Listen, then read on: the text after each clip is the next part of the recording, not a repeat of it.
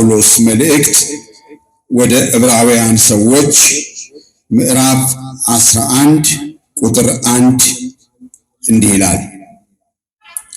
እምነት ተስፋ ስለምናደርገው ነገር የሚያስረግጥ የማናየውንም ነገር የሚያስረዳ ነው። ተስፋ ስለምናደርገው ነገር በተስፋ መኖር የዕለቱ ትምህርታችን በዚህ ቃል መነሻነት ስለ ተስፋ ይሆናል። ተስፋ ለሁላችን በጣም አስፈላጊ ከሆኑ እግዚአብሔር ጸጋዎች መካከል አንዱና ዋናው ነገር ነው። ዲያብሎስ ክርስቲያኖችን ከሚጥልበት ዋናው መንገድ አንዱ ተስፋ ማስቆረጥ ነው። አትድኑም፣ አትለወጡም፣ ሰው አትሆኑም፣ እግዚአብሔር ረስቷችኋል፣ ጸሎታችሁን አይሰማም፣ አያደምጥም፣ የጠየቃችሁ ጥያቄ ይረዝማል፣ በዚያም ይረሳል በሚሉ የቁልምጫ ቃላት የህሊና ደውል አማካኝነት እኛን ተስፋ ያስቆርጣል። ተስፋ በሌላ ቋንቋ ብንመለከተው ያለ ምግብ 15 ቀን ምናልባት ልንቆይ እንችላለን ሳንበላ፣ ሳንለብስ ዓመት ሙሉ ምናልባት ብርድ ካልመታን በስተቀር መኖር ይቻላል። ውሃ ሳንጠጣ 1 ወር መቆየት እንችል ይሆናል። ያለ ተስፋ ግን በእኛው ሰውኛው ልኬት ማይክሮ ሰከንድ በምድር ላይ መቆየት አይቻልም። ስለዚህ ተስፋ አስፈላጊ ነው ማለት ነው። ሰዎች ተስፋ ሲቆርጡ ታያላችሁ። በቁም ነገር ሱቅ ሄደው በረኪና ገዝተው ይጠጣሉ። ገመድ ገዝተው ይንጠለጠላሉ። ውስጣቸው አንድ የሆነ ነገር ገብቷል፣ ሀቅ ነው። ያ ውስጣቸው የገባው ነገር ስለማይሰማቸው ከጊዜው አንጻር ብንመለከት የሚነጋላቸው ስለማይመስላቸው በልባቸው የተጸነሰው ወደ አይምሯቸው ይሄድና አይምሯቸው መቆጣጠር ስለማይችል በውጥረት ይሞላል። በውጥረት ይሞላል ማለት አካላዊ ነገራቸውን እንኳን ብንመለከት በወቅቱ ደም ስራቸው ይገታተራል። አሁን ከባድ ነገር ላይ ነው ያሉት ማለት ነው። ከሰከንድ በኋላ ይህ ነገር እኮ እኔን ያስጨነቀኝ፣ እንቅልፍ ያሳጣኝ፣ ያሳሰበኝ፣ ችግር ላይ የጣለኝ፣ እንዲህ አይነት ውሳኔ እንዲወስን ያደረገኝ ይሄ ነገር እኮ ሊቀየር ይችላል ብለው ካሰቡ ወዲያው የተወጣጠረው ሰውነታቸው መርገብ ይጀምራል። ዲያብሎስ ግን ያን አያደርግላቸው። አክትሟል፣ ያንተ ነገር አክትሟል፣ ያንቺ ነገር ይላቸዋል። ከዛ ሞትን ብቻ አማራጭ አድርገው ይወስዳሉ። ውስጣቸው 1 ደቂቃ እኮ ነው የሚያስፈልገው፣ ከዛም በታች ይሄ ነገር ይቀየራል ብሎ ማሰብ ነው። ስለዚህ ተስፋ በጣም አስፈላጊ ነገር ነው። በአንድ ምሳሌ እንመልከተው። ችግራችንን ስናይ ክርስቶስ ያንስብናል። በአይምሯችሁ ያዙት ይሄንን። ችግራችንን ስናይ ክርስቶስ ያንስብናል። ክርስቶስን ስናይ ግን ችግራችን ምን ይሆናል? ከኔ ጋር ናችሁ? እናንተ ሙሉት። ልድገመው።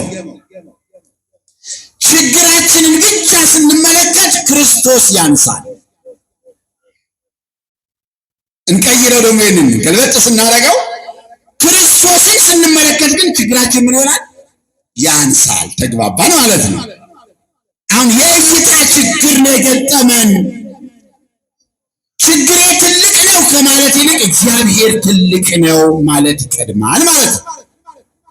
ችግሬ ሰፊ ነው ከማለት ይልቅ የእግዚአብሔር እጅ ሰፊ ነው ማለት ይቀድማል ማለት ነው። ችግሬ ጥልቅ ነው ከማለት ይልቅ ከጥልቁ ውስጥ የሚያወጣ የክርስቶስ እጅ ማየት ይጠበቅብናል ማለት ነው። ለዚህ ሁሉ ምን ያስፈልጋል? ተስፋ። በዚህ ዘመን ያልተንገላታ ወጣት የለም ተስፋ በመቁረጥ። ያልተጨነቀ ወጣት የለም ተስፋ በመቁረጥ። ግራ ያልገባው ሰው የለም ተስፋ በመቁረጥ። ያላለቀሰ ሰው የለም ተስፋ በመቁረጥ። እንቅልፍ ያላጣ ሰው የለም ተስፋ በመቁረጥ። ሕይወት ግራ ያላጋባው ሰው የለም ተስፋ በመቁረጥ። ወጣትነቱ ሰው በመሆኑ ብቻ ጥላቻ ውስጥ ያልገባ ሰው የለም ተስፋ በመቁረጥ። ምነው እናቴ ሆድ ውስጥ ውሃ ሆኜ በቀረው ኖሮ የማይል ሰው የለም። ለዚህ ሁሉ ችግሩ ምንድን ነው ካልን ተስፋ ነው። ስለዚህ ቅዱስ ጳውሎስ ምን አለ? እምነት ተስፋ ስለምናደርገው ነገር የሚያስረግጥ የማናየውንም ነገር እንድናይ የሚያደርግ ነው። ተስፋ ጉልበት ነው ማለት ነው። ወደ ዋናው ትምህርታችን እንሂድ። እስራኤላውያን ነው ለዚህ ትልቅ ምሳሌ የሚሆኑ። ከነሱ ጋር እንጓዛለን ወደ አንድ ቦታ። በቅድሚያ እግዚአብሔር ያደረገላቸውን ነገር እንመልከት። 75 ነፍሳት የነበሩ እስራኤላውያን በባርነት ግብፅ ሀገር ሲገቡ ከ600 ሺህ ያላነሰ እስራኤላዊ ሆነዋል። የመጨረሻ ቀናቸው ደረሰና በሙሴ መሪነት በቅዱስ ሚካኤል ፊት አውራሪነት በ10 ተአምራት 11ኛው ተአምር ልዩ ነበረ። የኤርትራ ባህር ለሁለት ተከፍሎላቸው ተሻገሩ። ቃዴስና ሲና በረሃ ላይ ሰፈሩ። ያ ሁሉ ከግማሽ ሚሊዮን የሚበልጠው ሕዝብ ቃዴስና ሲና በረሃ ላይ በሰፈረበት ሰዓት እግዚአብሔር ሙሴን ጠራው። ሙሴ አለው። ሙሴም አቤት። ፊት ለፊታችሁ ወዳለችው ማርና ወተት ወደምታፈሰው ከተማ ከነዓን ትገባላችሁ።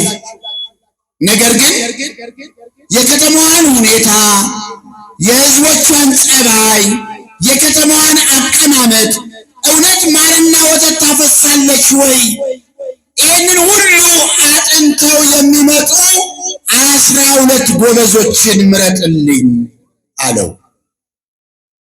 ሙሴ የቅዱሱን የእግዚአብሔርን ይህንን ድምፅ ከሰማ በኋላ ቃዴስና ሲና በረሃ ላይ የተኮለኮለውን እስራኤላዊ ይህንን መልእክት አደረሰ። 12 ወጣቶችን መረጠ። መልእክቱ ግልጽ ነው። እግዚአብሔር ሊያወርሰን ወደምትችሉበት ከተማ ትሄዳላችሁ።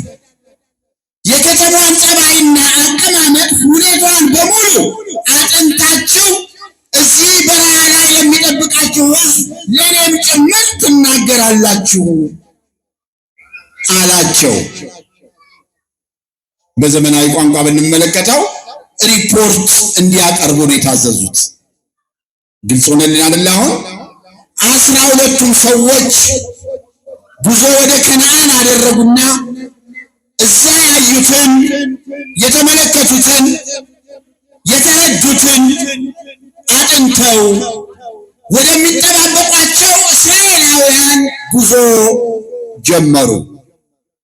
12ቱ ለሁለት ተከፈሉ። አንደኛው ወገን ተስፋ የቆረጠ፣ ሁለተኛው ወገን በተስፋ የተሞላ ነበሩ። ቅድስና የባህሪው የሆነ መንፈስ ቅዱስ ሁላችንንም ያስተምረን። ተስፋ ከቆረጡትን ጀምር። ኦሪት ዘኍልቍ ያው ምዕራፍ 13ን ምዕራፍ 14ን ነው ባጭሩ ሰዓት የምንማረው። እንዲህ ይላል ኦሪት ዘኍልቍ ምዕራፍ 13 ቁጥር 16 ሙሴ ከነዓንን ይሰልሉ ዘንድ ላካቸው። ቁጥር 27 ላይ የመጡ ሰዎች የመጀመሪያ ሪፖርታቸው የነበር ተስፋ የቆረጡት 10 ናቸው። ወደ ያከን ምድር ደረስን፣ እርሷም ወተት ማር ታፈሳለች፣ ፍሬዋም ይሄ ነው ብለው ለሕዝቡ አሳዩ። በዚህ አነጋገራቸው ያው ተስፋ አልቆረጡም። አሁን ሙሴ ወደ ያከን ሀገር ሄደናል፣ ከተማዋን አይተናል፣ እውነት የምታፈራው ፍሬ ይሄ ነው ብለው የያዙትን ፍሬ አሳዩት። ጥቆማው ጥሩ ነበረ። ዝቅ ስንል ቁጥር 27 ላይ ነገር ግን አሉ።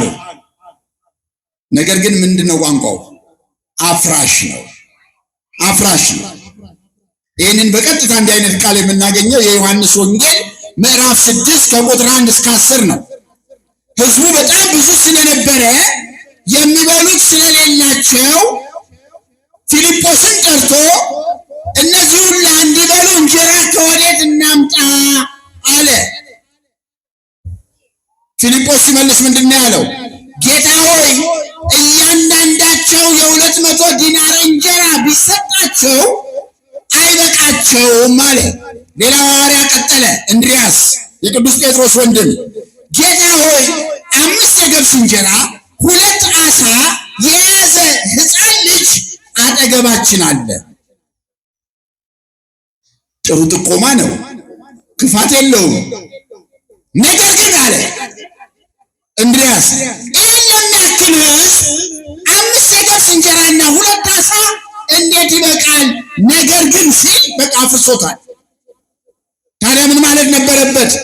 5 የገብስ እንጀራ 2 ዓሣ የያዘ ሕፃን ልጅ አጠገባችን አለ። እጅ ሰፊ ነው፣ በረከት የተሞላህ ነህ፣ ለሁሉ ሕይወትን የምትሰጥ ነህ፣ አንተ ጸጋ ነህ፣ አንተ ረድኤት ነህ፣ አንተ ኃያል ነህ፣ አንተ ገዢ ነህ፣ ትንኝን ሳይቀር ትመግባለህ፣ ትጠብቃለህ፣ እኛን ከእናታችን ማኅፀን ሳይቀር መርጠህናል። ይህ ምግብ ለእነሱ በጣም አበርክተ መግባት ትችላለህ ማለት ሲገባቸው 2 ዓሣ 5 የገብስ እንጀራ አለ። ነገር ግን ምን ይሆናል? ይሄን ለሚያክል ሕዝብ አሁን እንድርያስ የታየው ምንድን ነው? የችግሩ ትልቅነት የታየው እንጂ የእግዚአብሔር ትልቅነት አይደለም። ቅድም እንደጠቆም ነው። ለምሳሌ 5 ሳንቲም ያዝ። 5 ሳንቲም ታውቃላችሁ አይደለ? እሷን እንያዝና እሺ፣ ባለ 1 ብሩ ሳንቲም አሁን ከገበያ የጠፋው ሳንቲም ማለት ነው። እሱን እንያዝና አይናችን ላይ እናድርገው። አንድ አይናችንን ጨፍነን ፊት ለፊታችን በጣም ሰማይ የነካ ተራራ አለ። አይናችንን ጨፍነን አንዱን አይን ጨፍነን በአንዱ አይናችን ሳንቲሟን እናድርግና ተራራውን እንየው። ይታያል? ኧረ ጉድ ነው። መልሱልኝ። አይታይም። ተራራ ምን ሆኗል? ተሸፍኗል። በምን? በትንሽ ነገር። ትልቁን እግዚአብሔር የምንሸፍነው ውስጣችን በገባው ተስፋ መቁረጥ ነው። የሚያብሰለስለን፣ የሚያነጫንጨን፣ ግራ የሚያጋባን፣ እንቅልፍ አልባ የሚያደርገን፣ ሕይወታችንን የሚያንገላታ እስቲ እናስበው። ትልቁን እግዚአብሔርን የከለለን። እሺ ያንን ሳንቲም ቅድም ወዳየነው ተራራ ላይ እንጣለው። ሳንቲሙ ይታያል? አሁን የሚታየው ማን ነው? ተራራው ነው። ስለዚህ ማንኛውም ችግር አይደለም በመንፈሳዊ እይታ። ከዚያም ቀጠለ። ነገር ግን አሉ ፍሬዋ ነው። ነገር ግን በምድሪቱ የሚኖሩ ሰዎች ኃያላን ናቸው አሉ። ሁለተኛ ሪፖርታቸው ነው ይሄ ቁጥር 27 ላይ ዘኍልቍ 13 ቁጥር 27 አሁን ተስፋ መቁረጥ ውስጣቸው ቀስ እያለ እየገባ ነው። ስለዚህ ምን አሉ? ነገር ግን ፍሬዋ ይሄ ቢሆንም በዛች ሀገር የሚኖሩ ሰዎች ኃያላን ናቸው። የትላንቱን ረሱ። ኃያል የነበረውን ፈርዖንና ሰራዊቱን በኤርትራ ባህር ላይ ግብዓተ መሬቱን የፈጸመውን እግዚአብሔርን ጉልበቱን ረሱ። ተስፋ ስንቆርጥ የሚገጥመን ይሄን ነው። የእግዚአብሔር ጥበብ፣ የእግዚአብሔር ጉልበት፣ የእግዚአብሔር ማምለጫ ማስመለጫ፣ የእግዚአብሔር እጅ፣ የእግዚአብሔር ጥበቃ ሁሉ ይረሳናል። እናታችን ማኅፀን እንዴት እንደተንከባከበን፣ እንዴት እንደመገበን፣ እንዴት እንደጠበቀን፣ ሰሞናችንን እንዴት እንደሳለ፣ አሁን እንዲሆነን እንድንወለድ እንዴት እንዳደረገ ይረሳናል። ምን ስንሆን? ተስፋ ስንቆርጥ። ቀጣዩ ሪፖርታቸውን እንመልከት። ዘኍልቍ 13 ቁጥር 28 ከተሞቻቸውም የተመሸጉ እጅግም የጸኑ ናቸው። ሶስተኛ ሪፖርታቸው ደግሞ የነበረ ከተማቸውን ስናይ ረዥም ግንብ አቁመዋል። እዛ ብንገባ መውጫ የለንም። መጽሐፍ ቅዱስ ግን ምን ይለናል? በአውሎ ነፋስና በወጀቦች መካከል እግዚአብሔር ምን አለው? መንገድ አለው። ትንቢተ ናሆም ምዕራፍ 3 ላይ የምናገኘው ኃይለ ቃል ነው። በአውሎ ነፋስ፣ በወጀቦች ግራ ባጋባን በማንኛውም ነፋስ ውስጥ እግዚአብሔር ምን አለው? መንገድ አለው። አዋቂ ነው፣ ጥበበኛ ነው፣ መለኮት ነው፣ ገዢ ነው፣ ሕይወት ነው፣ ጤና ነው፣ በረከት ነው፣ ኃይል ነው፣ ጉልበት ነው። እግዚአብሔር በማንኛውም መንገድ ውስጥ እግዚአብሔር መንገድ አለው። እኛ ይሆናል ግራ የገባን ልምምዱ ስለሌለን፣ መንፈሳዊነቱ ስለራቀን፣ ዓለማዊነቱ ብቻ ስለሚንጸባረቅብን፣ ከእግዚአብሔር ቃል ጋር የራቀ ሕይወት ስላለን ማንኛውም ማምለጫ መንገድ እንደሌለው አድርገን እንስላለን፣ ተስፋ እንቆርጣለን። ከተሞቻቸውም የተመሸጉ ናቸው አለ። እንዴት ግን የኤርትራን ባህር እንዳቆመላቸው ረሱ። ለምን? ተስፋ ሲቆርጡ። አራተኛ ሪፖርታቸውን እንመልከት። ዘኍልቍ 13 ቁጥር 32 እኛ ዞርን፣ የሰለልናት ምድር የሚኖሩባት ሰዎች ሰዎችን የምትበላ ከተማ ናት አሉ። ሲቀጥል እኛ በዓይናችን በእነሱ ዓይን ግምት አንበጣዎች ነበርን። አሁን ደግሞ ሰው መሆናቸውን እየረሱ መጡ። አያሳዝኑ? ሰው ናችሁ ብሎ ያወጣቸው፣ አለት አፍልቆ ውሃ ያጠጣቸው፣ የመላእክትን ምግብ እንዲበሉ መናን የላከላቸው፣ ፀሐዩ ሲገርባቸው ደመና የጋረደላቸው፣ ያስጨንቃቸው የነበረው ፈርዖንን ዞር ብለው ሲመለከቱት ሕይወቱ በኤርትራ ባህር ሲሰጥም የተመለከተ ዓይን አሁን ውድድር ውስጥ ገባ። ሙሴ እኛ እኮ ከነሱ ጋር ስንነጻጸር አንበጣ ነን። ተስፋ ስንቆርጥ እንዲህ አይደለም የምንለው። አንዳንዱ ደግሞ ሰለጠንኩ ባያለ ኢትዮጵያ ውስጥ ሰው ሆኜ ከምሰራ አሜሪካ ውስጥ የማይክል ቀበቶ ሆኜ ብፈጠር ይሻላል ያለች ሴት እኮ አለች። የማዶና ጡት ማሳዣ ሆኜ ብፈጠር አሜሪካ ውስጥ ይሻላል ኢትዮጵያ ውስጥ ሰው ከመሆን። ያውም ውርደት እኮ ነው። ለምንድን ነው ሕይወታችን ውድድር ውስጥ የገባው? እግዚአብሔር ሰው ስለሆነልን እንኳን እናስበው። ስለኛ ሰው ሆነ ወደዚህ ዓለም የመጣው እኛን ሰው ለማድረግ ነው። የእግዚአብሔር ልጅ የሰው ልጅ የሆነው እኮ የሰዎች ልጆች የእግዚአብሔር ልጆች እንዲሆኑ ነው። ሰባቱ ሰማያት ሰንጥቆ ከእናታችን ከእመቤታችን ከቅድስት ድንግል ማርያም ሰው የሆነው እኛ ሰው እንድንሆን ነው። ስለዚህ ተስፋ ስንቆርጥ ሞትን እንመርጣለን። ውሃ መሆናችን እናታችን ማኅፀን ውስጥ ውሃ መሆናችን እንመርጣለን። ለምን ተወለድኩኝ? ለምን ይህን ስቃይ እንዳይ እግዚአብሔር ፈለገ እንላለን። በዚህ ጠባብ አእምሮ ውስጥ ሰይጣን ይገባል፣ ያበሳጨናል፣ ያናድደናል፣ እንቅልፍ ያሳጣናል፣ መጨረሻ ላይ ሕይወታችንን ያሳልፈናል። ስለዚህ እነዚህ ሰዎች ውድድር ውስጥ ገቡ። እኛና እነሱ ስንመለከት እኛ በእነሱ አይን እንዳንበጣ ነን አሉ። ሰው ናችሁ ብሎ ያወጣቸውን አምላክ ተስፋ ስለቆረጡ ረሱት። አምስተኛ ሪፖርታቸውን እንይ። ዘኍልቍ 14 ቁጥር 1 እስከ 2። ይሄን ሁሉ ቅድም እንደገለጽ ነው ከ600 ሺህ ያላነሰ እስራኤላዊ ቃዴስና ሲና በረሃ ላይ ተኮልኩሎ እያደመጠ ነው። ሪፖርቱን እየሰማ ነው። ህዝቡ ሁሉ ጮኸ። እንዲህ ይለናል መጽሐፍ ቅዱስ። ማህበሩም ሁሉ ድምፃቸውን አንስተው ጮሁ። ህዝቡም በዚያ ሌሊት አለቀሱ፣ በሙሴና በአሮን ላይ አጉረመረሙ። ይህን ድምፅ ሲሰሙ የአስሩን ሪፖርት ማድመጥ ሲጀምሩ ሁሉም ጮሁ፣ በሙሴና በአሮን ላይ አጉረመረሙ። ምን አሉ? በግብፅ ሳለን ምነው በሞትን ኖሮ አሉ። ተመልከቱ፣ ወሬ ነው የሰሙት እኮ አይደለም እንዴ? ወሬ ነው።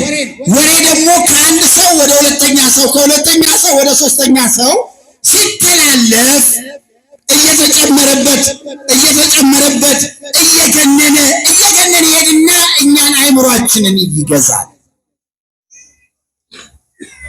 ቆየት ያለ አንድ ነገር ላስታውስ።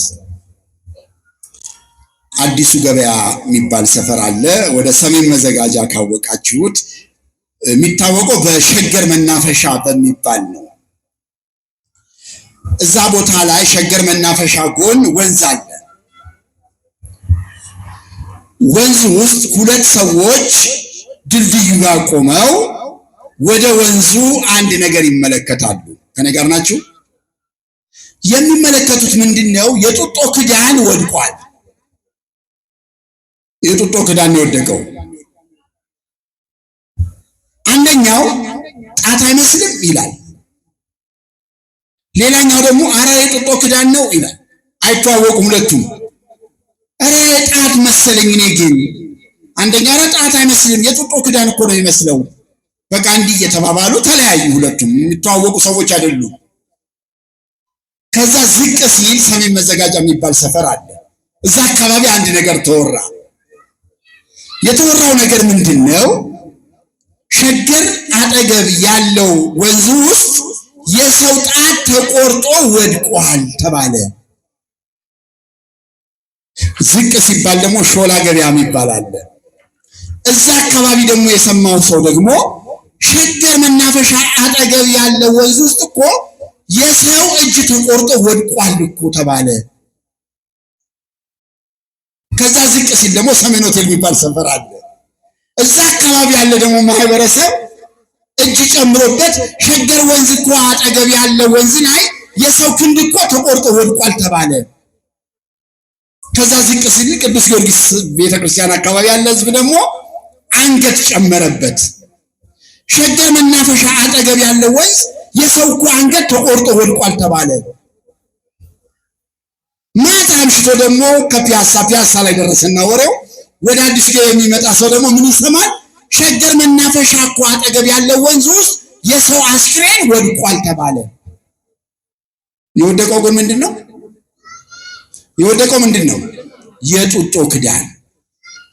ወሬ ያያችሁ ቀላል ምሳሌ፣ በነፃ የምንቀባበለው ልቦለድ መጽሐፍ እኮ አንደኛው ወሬ ነው።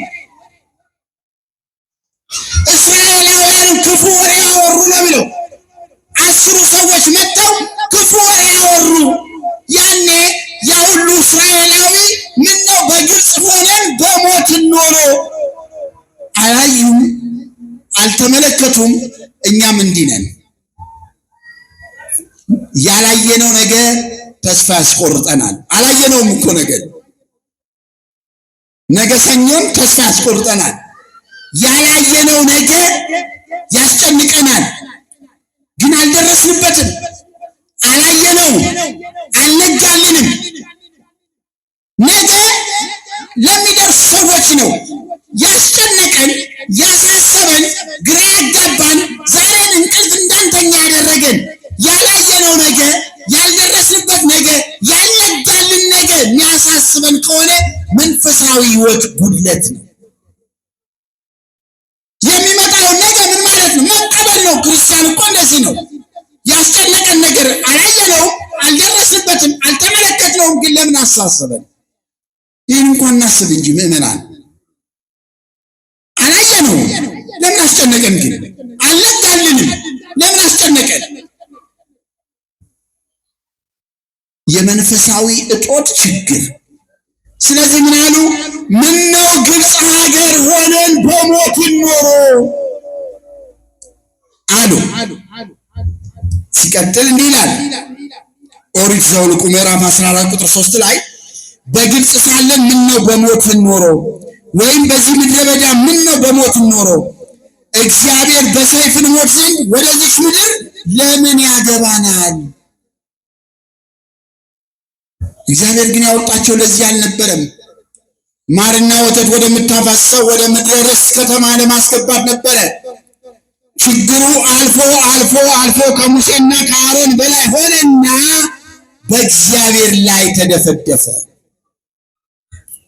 በታደጋቸው እግዚአብሔር፣ በወደዳቸው እግዚአብሔር፣ ባፈቀራቸው እግዚአብሔር፣ በተሸከማቸው እግዚአብሔር፣ በያዛቸው በደገፋቸው እግዚአብሔር፣ በመገባቸው እግዚአብሔር፣ ሳይለፉ ባጠጣቸው እግዚአብሔር፣ ምነው እግዚአብሔር ወደዚች ምድር ያገባናል በሰይፍ እንድንሞት አሉ። ተስፋ ስንቆርጥ እንዲህ ነው የምንለው፣ እግዚአብሔር ትቶኛል፣ ረስቶኛል፣ ርቆኝ ቆሟል፣ ሁልጊዜ ጸልያለሁ፣ አመልካለሁ፣ ከቤቱ አልጠፋሁም፣ ቃሉን እሰማለሁ፣ ንስሐ እገባለሁ። ነገር ግን የጠየኩት ጥያቄ ለምን ረዘመ? በዛ ጉዳይ ላይ ለምን ሕይወቴ ተስፋ ቆረጠ እንድንል ያደርገናል። ዞሮ ዞሮ ወደ እግዚአብሔር እንድንመለከት የሚያደርገን አደገኛው ነገር ተስፋ መቁረጥ ነው። ባጭሩ እኮ ተስፋ የቆረጠ ሰው ማለት እግዚአብሔር የለም ብሎ የሚያምን ማለት ነው። ሌላ እኮ ነገር የለውም። እግዚአብሔር ተስፋ ስንቆርጥ እግዚአብሔር የለም እያልን እኮ ነው። ይህ ነገር ይቀየራል፣ ይሻሻላል። ዛሬ አልቅሼ ከሆነ ነገ ስቃለሁ፣ ዛሬ ወድቄ ከሆነ ነገ እነሳለሁ፣ ዛሬ አጥቼ ከሆነ ነገ አገኛለሁ፣ ዛሬ እንቅልፍ አጥቼ ከሆነ ነገ እተኛለሁ፣ ዛሬ ተራቁቼ ከሆነ ነገ ለብሳለሁ፣ ዛሬ ግራ ገብቶኝ ከሆነ ነገ የሰላምና የጸጥታ ወደብ ወደ ሆነው ክርስቶስ እጠጋለሁ። እሱ ያረጋጋኛል። ተስፋ ነው። ቀኑን እናምነው የለ እንዴ? ነገ ምንድን ነው ቀኑ? ምንድን ነው ነገ? ሰኞ መሆኑን የምንጠራጠር ሰዎች አለን። ነገ ይነጋል ብለን አንጠብቅም ወይ? እንጠብቃለን። እስኪ ወንበር ላይ የተቀመጣችሁ ሰዎች ስትመጡ፣ ከውጭ ስትመጡ ወንበራውን ሞክራችሁት ነው የተቀመጣችሁት እንዴ? በተለይ ወፈር ያላችሁ ሰዎች ተቀምጣችሁ ባትታዩኝም ስትመጡ ዝም ብላችሁ ነው የተቀመጣችሁት። ወንበሩ ላይ ይጥለኛል ብለን የተቀመጥነው አይዘኝም ብለን የተቀመጥነው አይደለም። ዝም ብለን የተቀመጥነው አይደለም። ወንበሩን ምን አድርገነዋል? አምነነዋል። ወንበሩን አምነነዋል። እግዚአብሔር እንዴት ማመን ያቅተናል? ወንበሩን አምነን እንደተቀመጥን ሁሉ አይጥለኝም ብለን ዘና ብለን መጥተን እንደተቀመጥን ሁሉ እግዚአብሔር ለምን ይጥለኛል እንላለን? ታዲያ የመንፈሳዊ ጦር ችግር። ይህንን ተናገሩ። ዘኍልቍ 14 ቁጥር 4 ላይ ሁሉም እስራኤላዊ ከተቀመጠበት ተነሳና ቆመ፣ ጀርባውን ለእግዚአብሔር ሰጠ፣ ፊቱን ወደ ፈርዖን ሀገር ወደ ግብፅ አመለከተ። ድርጊቱ እንዴት ነው የተገለጸው? እርስ በርሳቸውም አለቃ ሾመን ወደ ግብፅ እንመለስ ተባባሉ። በቃ የ10ሩ ሪፖርት ሁሉን ገዛ፣ ሁሉን አስጨነቀ፣ ሁሉን ተስፋ አስቆረጠ። ከግማሽ ሚሊዮን በላይ ያለው እስራኤላዊ የትናንቱን ረሳ፣ ተወ። የመገባቸውን የጠበቃቸውን ጠላቶቻቸውን ድል የነሳላቸውን እግዚአብሔርን በፍጹም ረሱት። ቆሙና እርስ በርሳቸውም አለቃ ሾመን ወደ ግብፅ እንመለስ አሉ። ወደ ውርደት፣ ወደ ሰቆቃ፣ ወደ ተስፋ መቁረጥ፣ ወደ መረገጥ፣ ነፃነት ወደ ማጣት፣ ወደ መጨነቅ፣ ወንዶች ወደማያድጉበት ከጭቃው ጋር አብረው ወደሚረገጡበት አንድ ቀን እንኳን የሰላም እንቅልፍ ወደማይተኙበት ወደ ግብፅ እንመለስ ተባባሉ። ተስፋ ስንቆርጥ እንዲህ ነው የምናደርገው። ጸሎት እናቆማለን፣ መዘመር እንተዋለን፣ ከእግዚአብሔር ቤት እንርቃለን። በጣም የምናውቃቸው ጥሩ ክርስቲያኖችን መሸሽን እንጀምራለን። በዓለም ውስጥ ያለውን ብቻ መከተል እንሻለን። ተስፋ ስንቆርጥ የምናደርገው እንደዚህ ነው። የመጀመሪያው እርምጃ ግን ጸሎት ማቆም ነው። ተስፋ ስንቆርጥ የሐዋርያት ሥራ የጻፈልን ቅዱስ ሉቃስ ወደ ኋላ ከ3000 ዓመት በፊት ያለውን አሁን ቅድም ያነበብኩላችሁን የመጽሐፍ ቅዱስ ክፍሎችን በአጭር ቃል እንዲህ ይለናል። የሐዋርያት ሥራ ምዕራፍ 7 ቁጥር 39 ሊታዘዙት አልወደዱም፣ ነገር ግን ገፉት፣ በልባቸውም ወደ ግብፅ ተመለሱ። በጣም ይደንቃል የመጽሐፍ ቅዱሱ ቃል። ሊታዘዙት አልወደዱም፣ ይልቁንም ምን አደረጉት? ገፉት። ከዚያስ በልባቸው ወደ ግብፅ ተመለሱ። ብዙ ኪሎ ሜትር አቋርጦ እግራቸው ቢወጣም ግብፅ ግን ከሰዎች ልብ አልወጣችም። አንድ የሥነ መለኮት ሊቅ ይህንን ድርጊት እንዲህ ገልጸዋል። ከኔ ጋር ናችሁ? እግዚአብሔር ይላል ይሄ ሊቅ እስራኤላውያንን ከግብፅ ማውጣት አልከበደውም። ተመልከቱ፣ እስራኤላውያንን ከግብፅ ማውጣት እግዚአብሔር አልከበደውም። እግዚአብሔር የከበደው ግን ግብፅን ከሰው ልብ ውስጥ ማውጣት ነው። በጣም የሚደንቅ አነጋገር ነው አይደለ?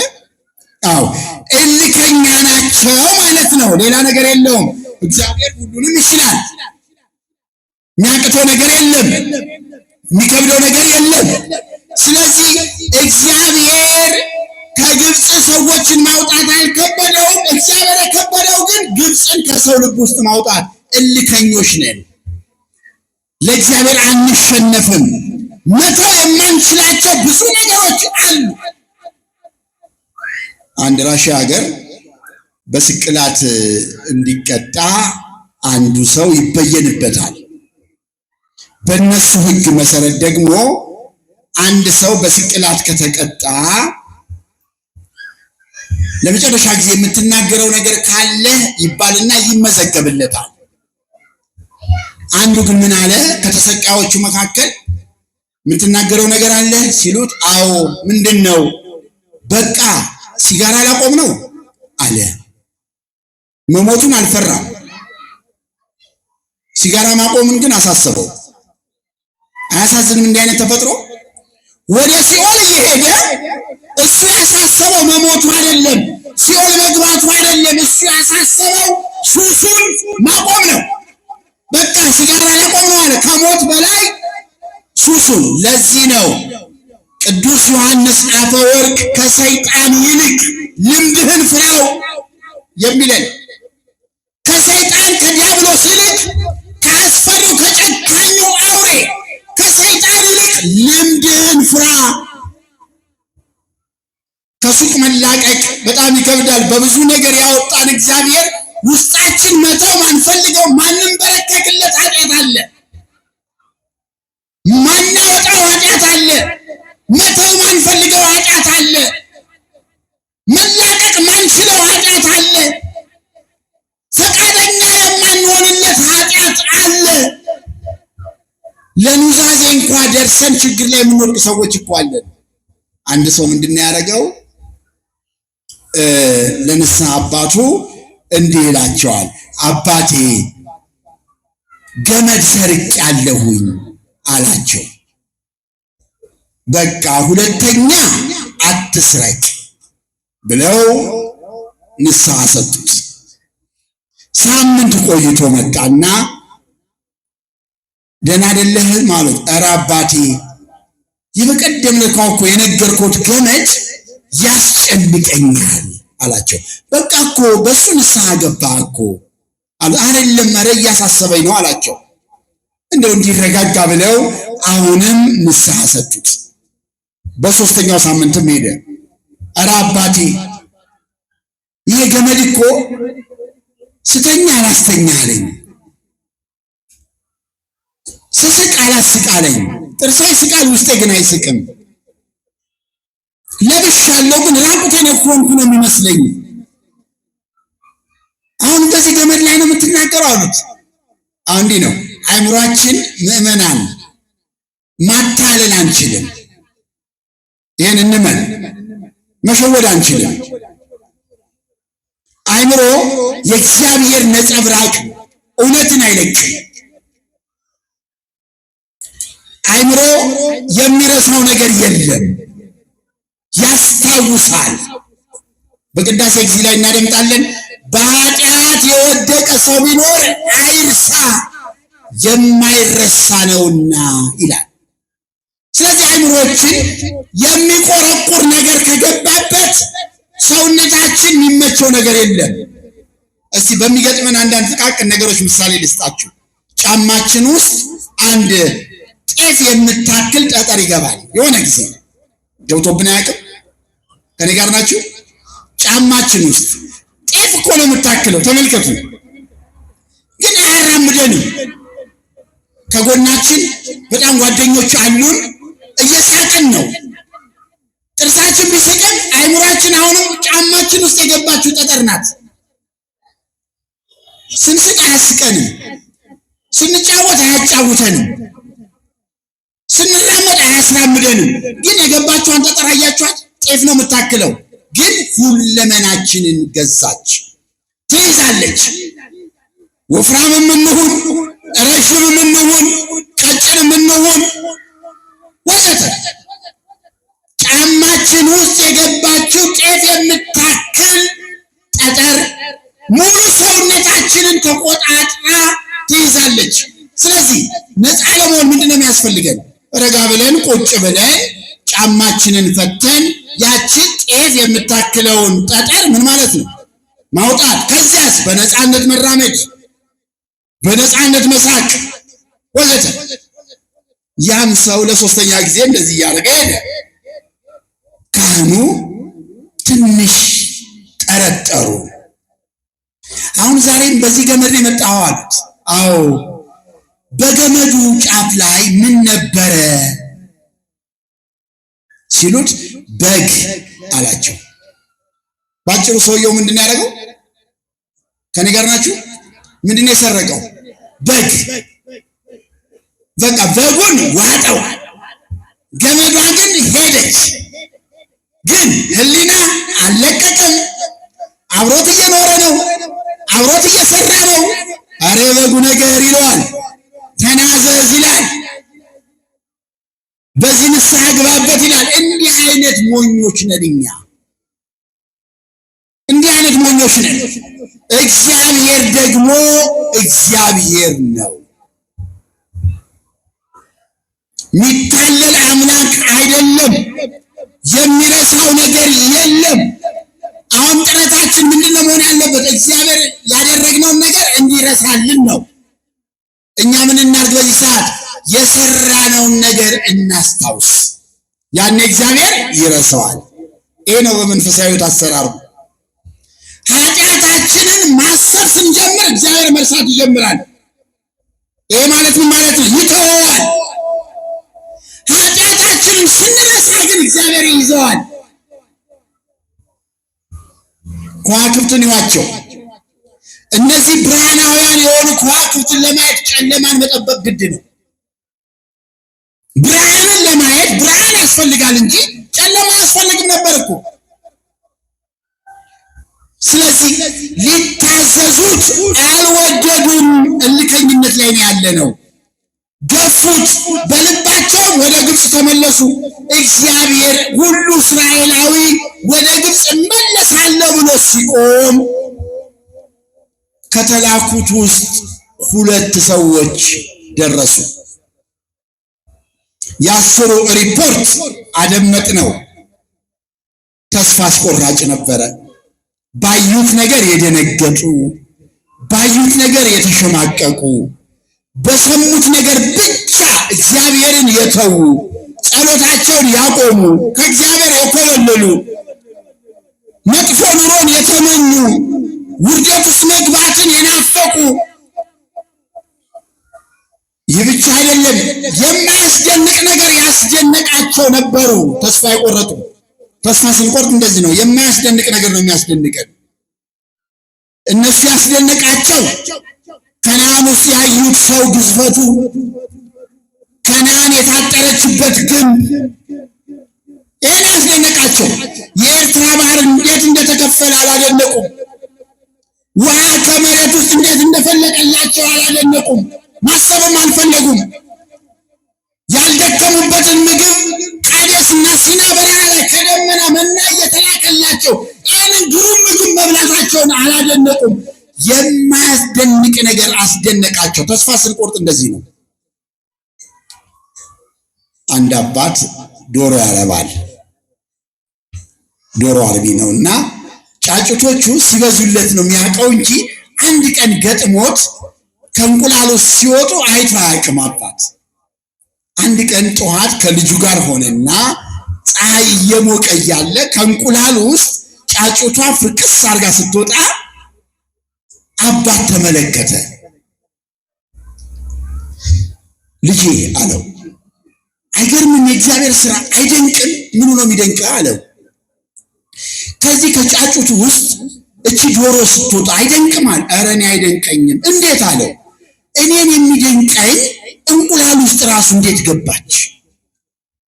የሚያስደንቀው ነው አይደለ? ነው አይደለም? ከእንቁላል ውጭ መውጣቷ ሳይሆን የሚያስደንቀው ራሱ እንቁላል ውስጥ እንዴት ገባች። የእግዚአብሔር ስራ ያስደንቃል። እንዴት ተወለድን፣ እንዴት አደግን፣ እንዴት ተንከባከበን እግዚአብሔር፣ እንዴት እናታችን ማህፀን ውስጥ መገበን፣ ጠበቀን። ውሃ ሆነን ከአባታችን ወገብ ወደ እናታችን ማህፀን ስንገባ እንዴት ቦታው ተዘጋጀ፣ እንዴት ተመችቶ ኖርን። እናታችን ማህፀን ውስጥ ያለው ሂደት በጣም ይደንቃል። ክብር ምስጋና ለእግዚአብሔር ይሁን። ይህ ብቻ አይደለም፣ የሚደንቅም ነገር አለ። ከእናታችን ማህፀን በፊት በእግዚአብሔር ሐሳብ ነው የተጸነስነው። ክብር ምስጋና ለእርሱ ይሁን። አዎ የእናታችን ማህፀን ጽንስ እኮ ሁለተኛው ሂደት ነው። የመጀመሪያው ሂደት በእግዚአብሔር ሐሳብ ነው የተጸነስነው። ስለዚህ ምን ይላሉ? እንደው ቀለል ባለ አማርኛ እንመልከተው፣ በእኔ ልመስለው። እግዚአብሔር እኔን የቀረጸበትን ሸክላ ሰብሮታል። ግልጽ ነው። ግራ ገባችሁ አይደለም? እግዚአብሔር እኔን የቀረጸበትን እንዲሆኜ እንድኖር የቀረጸበትን እኔን የቀረጸበትን ሸክላ ምን አድርጎታል? እግዚአብሔር ሰብሮታል። ስለዚህ ሰሎሞንን የሚመስል ሰው በዓለም ላይ የለም። አንቺን የሚመስል ሰው በዓለም ላይ የለም። አንተን የሚመስል ሰው በዓለም ላይ የለም። ስለዚህ ውድ ነን። ቤትም ዓለም ሰው በሚኖርበት ዓለም ላይ ሰሎሞንን የሚመስል ሰው የለም። ይሄ ማለት እኔን አንድ ቀርጿል በቃ እግዚአብሔር። ሌሎቻችሁንም እንደዚህ ነው። ስለዚህ ለራሳችሁ ክብር ይኑራችሁ። ሰውነታችሁን ውደዱ። በደም የተገነባ ሰውነት እንዳለን እንወቅ። በንጹህ ደሙ እንዳጠበን እንረዳ። ለእኛ ሲል ሰባቱን ሰማያት ሰንጥቆ የመጣ እግዚአብሔር እንየው፣ እንመልከተው። ስለዚህ እልከኝነትን ከልባችን እናውጣ። ለእግዚአብሔር እንሸነፍ፣ ለንስሐ እንታዘዝ። ወጣትነታችንን እግዚአብሔር ይጠቀምበት። ኑሯችንን እግዚአብሔር ይጠቀምበት። እውቀታችንን እግዚአብሔር ይጠቀምበት። ሰውነታችን እግዚአብሔር ይጠቀምበት። ቤተክርስቲያን ትገልገልበት። ሕዝቡ በቆመበት ሰዓት ላይ ከተላኩት ውስጥ ሁለቱ ደረሱ፣ ኢያሱና ካሌብ። የእነሱ ሪፖርት ደግሞ አንድ ነገር ነው። እንዲህ ይላል ቃሉ፣ ካሌብም ሕዝቡን በሙሴ ፊት ዝም አሰኘና ማሸነፍ እንችላለን አለ። ተስፋ ማለት አሸናፊዎች የሚኖሩት ኑሮ ነው ማለት ነው። መጽሐፍ ቅዱስ ምን ይለናል? ሮሜ 8:37 ላይ በወደደን በእርሱ ከአሸናፊዎች እንበልጣለን።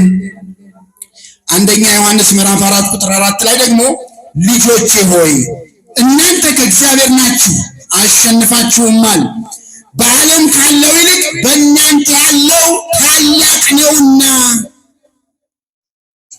ካሌብ፣ ኢያሱ ሕዝቡ ቆመው ጉዞ ሊጀምሩ ባሉበት ሰዓት ላይ ነው የደረሱት።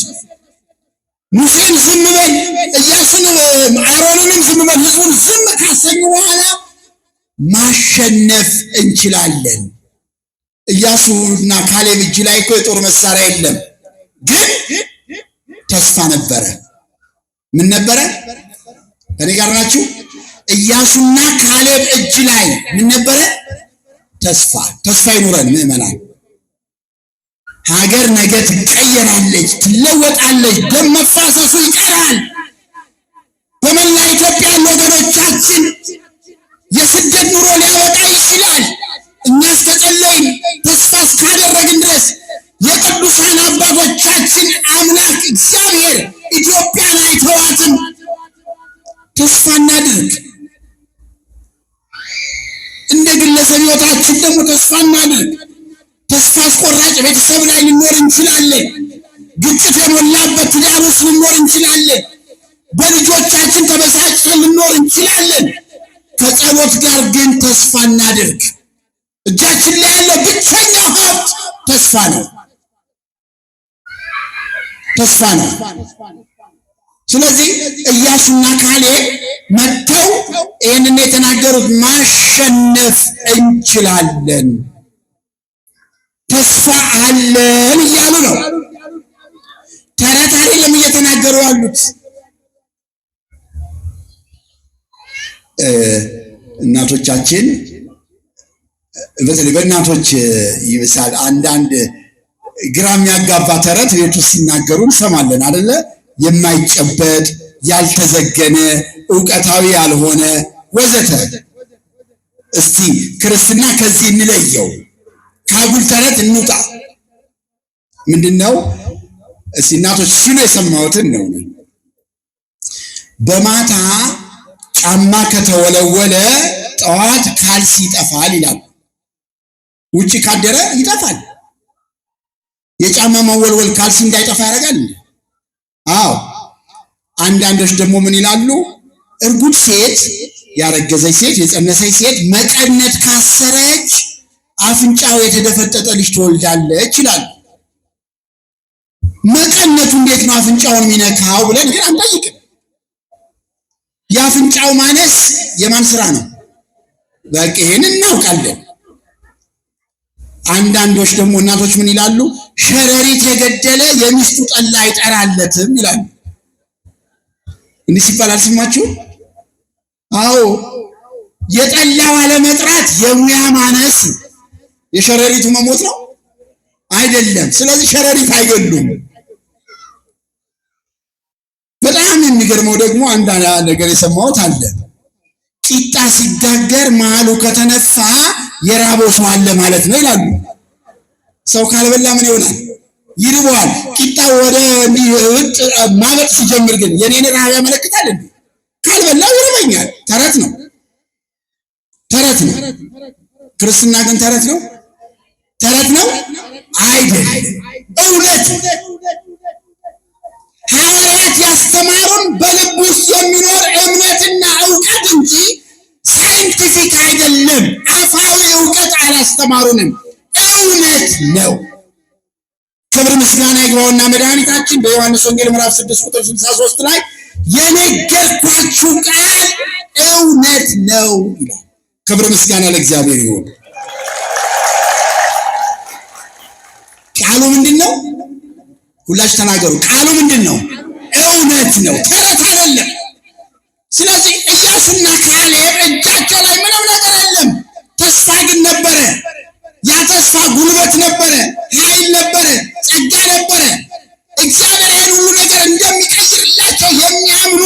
አሸናፊዎች ነበሩ። ክርስትና የአሸናፊዎች ኑሮ እንጂ የተሸናፊዎች ኑሮ አይደለም። አንሸነፍ። ተስፋ ግን ይኑረን። ያለ ተስፋ በዚህ ምድር ላይ መኖር አይቻልም። እምነት ተስፋ ስለምናደርገው ነገር የሚያስረግጥ የማናየውን ነገር የሚያስረዳ ነው ያለው ቅዱስ ጳውሎስ። ለዚህ ነው ተስፋ አስቆራጭ ከሆነ ነገር ሁሉ መድኃኔዓለም ይሰውረን።